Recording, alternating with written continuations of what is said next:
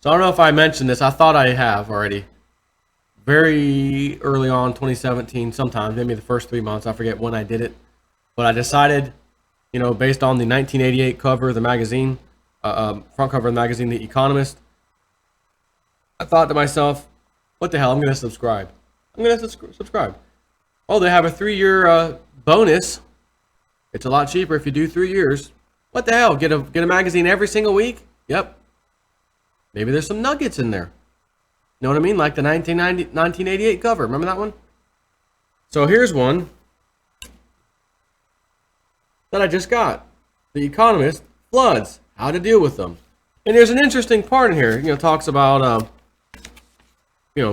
page 9, natural disasters, how to cope with them. Then it skips all that. It goes down to an area known as briefing, page 17, 18, and 19, all about flooding. Flooding submerged. India and Bangladesh hit hard. The chances of disaster, frequency modulation. That's the last part of it. Page 19. The chances of disaster, frequency modulation. Now that's interesting. Frequency modulation. What? Clearly there's going to be a lot of information on page 19. Something, at least it's mentioned somewhere in there, in numerous paragraphs that it is, about frequency and or modulation. Or naturally both. And here's the section, page 19, right? 19? Yes, page 19. The chances of disaster, frequency modulation. Now, I've read through all of it. Not the entire magazine, but I read through the flooding part, page 9, 17, 18, 19, all of it. And I'm looking out for little nuggets, Don't really see anything. Nothing's really standing out to me. Until I got to that section. Frequency modulation. Isn't that how we've been told they can steer some of these storms? With frequencies, frequency modulation, HARP and stuff? As in HAARP. That big old array out in way middle of nowhere in Alaska. One of them. There's a smaller one somewhere else. But, it talks about this, back in 79, it was Claudette. In 2001, it was Allison. Now it's Harvey. In 50 years, the city of Houston has been hit by 3 separate 500-year floods. A 500-year flood does not have to happen only twice a millennium. Yada, yada, yada. And I'm thinking 500. We're not here. Why are they mentioning 500? Oh, remember the old guy, the old politician from France? Minister of something or another? I forgot what his title was. A while back, we have exactly 500 days until climate change is here and, yada, yada. Remember that one? What the hell is he talking about? Why did he give it a time frame? How does he know that in exactly 500 days, which have actually come and gone if you actually count? I want to say it was at the end of last year or maybe the beginning of this year when the 500 days expired, so to speak. Now, naturally, we're about to get 1, 2, 3 hurricanes. We just had Harvey. Irma's coming, looking not good. But then we got the next one after that, Jose or something. Jose. No. See, that was not Jose, can you see? It's O-say. Can you see? In case you didn't know that. But anyways, now Cliff High emailed me. He says, hey, I know you're in Florida. He says to me, I don't think it's Hurricane Irma, the one that's coming now. You're going to have to worry about. Too much, anyways. It's the next one that seems to be the doozy for you guys in Florida. So I think it's called Jose. If you can correct me if I'm wrong. But I just heard about it today for the first time, actually. It's kind of following in the path of Irma. So where Irma started, this one's kind of down there, creeping up behind. So who knows what Irma's going to do to Florida and or my area. But again, Florida, period. But then we have this next one, and Cliff High said that's the one you need to be worrying about, not this one. So I'm not sure if I'm assuming it came right out of his data. He must have did a little quick run or something on it. But he seems to think it's the second one now, or maybe we should call it the third, because we just had Harvey in Houston, Texas mainly. So that's the first one. Irma's the second one. Not quite here yet, but it's going over all the islands. I think the Virgin Islands and Puerto Rico. I was telling my wife too. I said, look, I said, I'm just going to call this out now.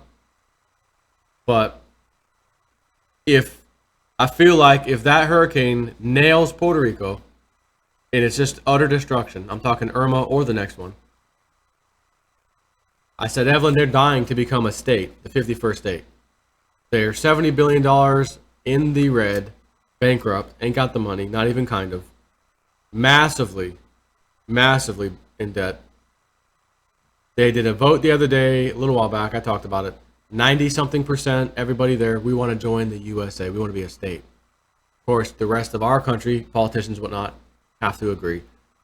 I haven't heard too much after that. So I said to her, if this thing devastates that Puerto Rico, I think there's a good chance that we're going to see a 51st state. It'll be a perfect reason to add another, body, if you will, or entity to us as an actual state. I think that they could do that because that'd be, again, never let a good crisis go to waste. Boom. Question is, do we or our government actually want Puerto Rico as a 51st state? They may, because, again, especially the Democrats, hey, Puerto Rico, in all fairness, it's not a rich, we're going to call it a state. Not a rich state. A lot of poor in Puerto Rico. And generally speaking, poor people tend to vote Democratic because they're promised the most from the Democrats, regardless if they get it or not. They're promised the most. So for the Democrats, oh, yeah, let's get Puerto Rico up in there. I got my wife. You coming in?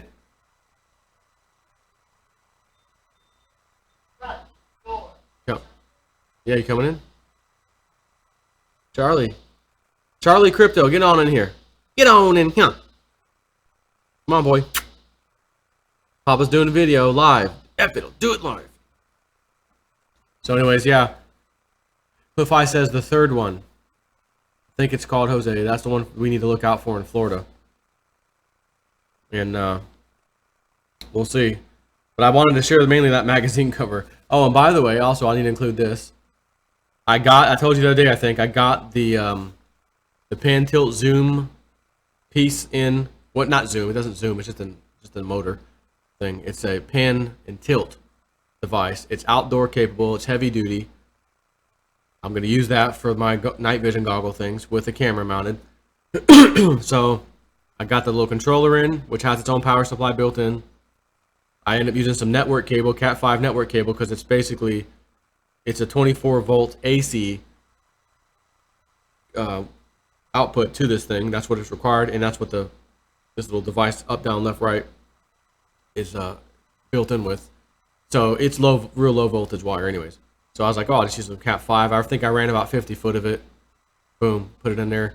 Plugged it in, tested it, up, down, left, right. Now, one thing I noticed, whether it's going up or down, tilting up to look at the sky or down or whatever, for what I'm doing, I don't need to be looking down at the grass, right? We want to only look up at the sky. See if we can see any interesting things at night, and third, generation 3 night vision. So I noticed it doesn't pan real far back, maybe about like this far. Well, that leaves, all of this open to, hey, we might not see, I want to be able to go back that far too. So basically what I need to do, instead of mounting it flush like this to where it can kind of go like, well, basically like this, I need to put it on its side like this so that it then can do that this way, and not exactly on its side, but kind of angled maybe. And then I could get the whole panning of the sky or whatever. And then I can still make it go in a circle, even though the circle will be kind of like this. But at least I can cover the sky and move it up and down and hit all of it. So I was looking out at the old crypto cave. I walked out here today a little earlier, and I was kind of like, all right, where's the best spot? Well, the neighbors have a tree over there. I've got some trees right here next to me. Okay, I got one over there. So basically, I want to go in the center of all that. And I need probably about 50 foot. Now, this isn't going to be way up in the sky. It's just going to be sitting there. And I thought, oh, well, I've got that golf cart. And I went to Lowe's today at lunch, bought a couple of pieces of wood. Like, they were actually like steps, like to make a step with. But they were already cut like, 3 feet. So I didn't have to mess with them really. So I'm going to end up doing a couple of cuts on them myself. But I'm going to basically make kind of like a little bit of a box with that little angle so I can mount it. And then when it's sitting on there, because that little device is a little bit heavy, and I don't want it to flip up, so it'll be kind of long, with the angle at the end, and I'll mount my thing there. And I said, oh, I'll just set it on top of the roof of the golf cart, you know, because when I come out here, I'll just drive the golf cart over here, set it on top of the roof of that thing, run an extension cord, which is just right there, which I've got power right on the front porch of this little building, so I can power up the actual camera, as in my security camera that I'm going to use to view it so that you all and I can see it on the screen. That's what, essentially, instead of my eyeball looking into the thing, I'm going to put that camera there looking into the headset, the night vision. So I'm going to have to, you know, test in, out a little bit until I find the right spot to where it looks right, you know, so we can see it's not blurry or whatever, and then adjust the lens at the end, get it going. Once I've got that figured out, because I'm going to have to put that, you know, that board, even though it mounts there, I've got to make sure the camera can mount behind that thing. You know, I gotta, it's not hard. I just got to do a few measurements, do a little trial and error. Once I mount it, it'll kind of be in one spot. It'll always be in one spot, and I'll just take it in and out. It'll be easy for me to take in and off the thing, and then I can just quickly put it on out there, come inside here, away from the mosquitoes, and do it live right on my screen. Put that in, put here. Do a live stream if we need to, like at night, just for the hell of it. Every now and then do like a little, like a Friday night or Saturday night live stream. Kind of come out here a little late, maybe 11 o'clock at night or something. I don't know. See if we can see anything interesting in the skies. But I keep telling myself too, I'm like, you know, man, it'd be really, really, really nice if I could get above these trees. If I could get above these trees. I'm like, okay, well, let me look online. Maybe there's like flagpole. You know, there's like 50, 60-foot flagpoles. Honestly, I only need to probably go up about that high. Maybe 60 foot would be totally fine. I was telling you the other day, like, oh, online on Craigslist and auctions and stuff, they've got these, what they call cherry pickers, or like boom lifts. You know, they've got 4 wheels, but you control it from the little cart. Matter of fact, I'm going to pause this for one second. I'm going to show you some ideas I'm having. Just stand by. All right, so here we are. I'm going to go back to this other page. This is just Craigslist. These are fake. See, I've been noticing. See this? Oh, here's this. They got these really low prices, and then they've got this weird little ID right here. IRLYYF This is spam. This is fake. This is garbage. Just an FYI. Here's a real one for $50,000, but you can get this one on sale for $7,000. You know, it's fake. But here's another one. Articulating boom lift. So I thought, man, imagine if I had one of these suckers, or something similar. And they go up to about 50, 60 foot, 70 feet, some of them. Number one, if someone actually, you know, I had a little SETI party over at Jason and Forrest's house and invited some people over, let's do some little contact session, if you will. Put 2 or 3 people up like this one, for example. Put 2 or 3 people in this thing, because they can usually handle quite a number of pounds. Like, some of them are like 2,000-3,000 pounds when they're fully extended out and stuff. But you put this thing all the way up in the sky, with 2 or 3 people up there taking turns looking through the goggles and stuff. That would be kind of neat. However, in all honesty, I would really only like something like this, or even a flagpole, or some kind of like telescoping pole. That way it can come down, I can grab my stuff off of it when I'm done, and then like lay it down or do something with it. And then until I'm ready to use it the next time, then put it back out, telescope back up, and then go with it.